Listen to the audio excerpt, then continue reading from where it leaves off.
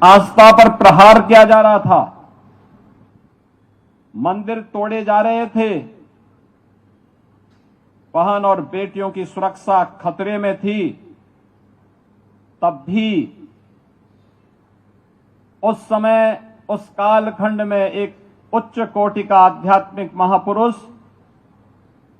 बिना किसी भय के, बिना किसी दबाव के,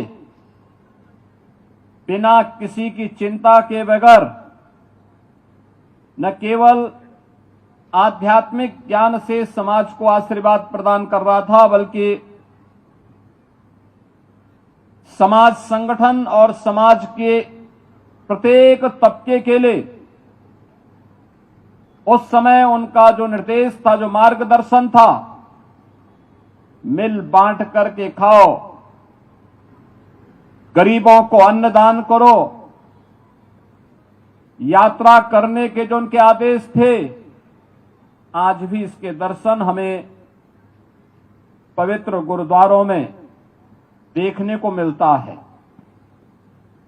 आप याद करिए कितने उच्च कोटि के आध्यात्मिक महापुरुष थे।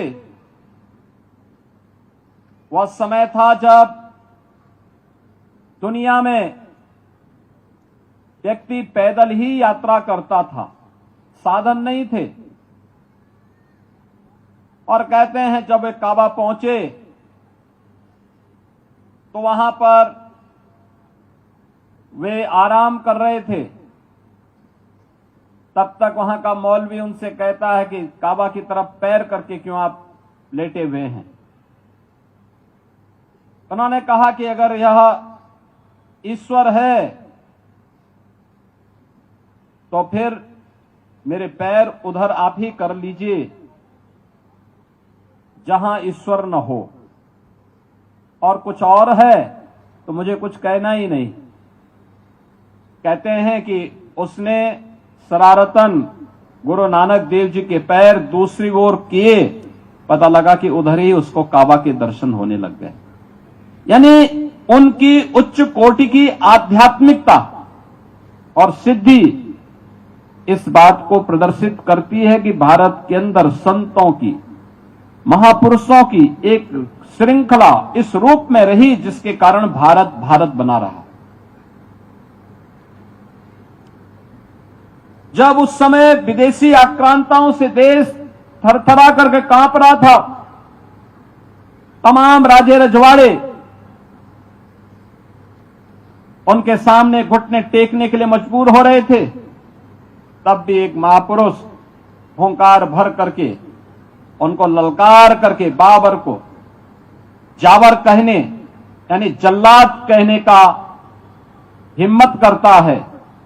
ये चीजें आज भी उनकी उच्च आध्यात्मिक जो पृष्ठभूमि थी, समाज को मार्गदर्शन करने और नेतृत्व प्रदान करने की जो सामर्थ्य थी, संपूर्ण सिख पंथ की स्थापना उसी सुदृढ़ नींव पर आगे बढ़ती है। और वह तेज पुंज के रूप में हमें दसम गुरु गुरु गोविंद सिंह जी महाराज की तेज और ओज के रूप में देखने को मिलता है। बहन और भाइयों, आज जब हम 556वें प्रकाश पर्व के अवसर पर यहां पर एकत्र हुए हैं, हम सबको मिलकर के इस बारे में संकल्प लेना ही होगा। गुरु नानक देव जी ने जाति पाति के भेद को समाप्त किया था। गुरु नानक देव जी ने मिल बांट करके समाज के संगठन को मजबूती प्रदान करने की प्रेरणा दी थी।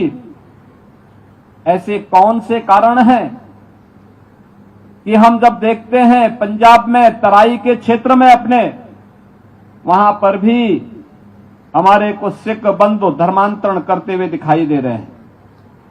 हमने ये तो सुना था बचपन में कि पंजाब में हर परिवार का एक व्यक्ति जो सबसे बड़ा पुत्र होता था वह सिख पंथ के लिए समर्पित होकर के कार्य करता था, वही सिख बनता था।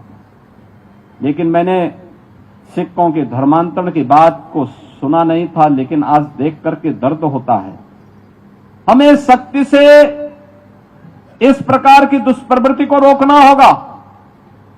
दूसरा, अगर कहीं कोई खामी है उसके परिमार्जन के लिए अपने आप को तैयार करना पड़ेगा। याद रखना, जब खालसा पंथ की स्थापना गुरु गोविंद सिंह जी महाराज कर रहे थे, उन्होंने उस समय देखा होगा देश के अलग अलग कोने से उन लोगों को अपने साथ जोड़ करके पंच प्यारे के रूप में उन्हें सम्मानित किया जिन्हें कभी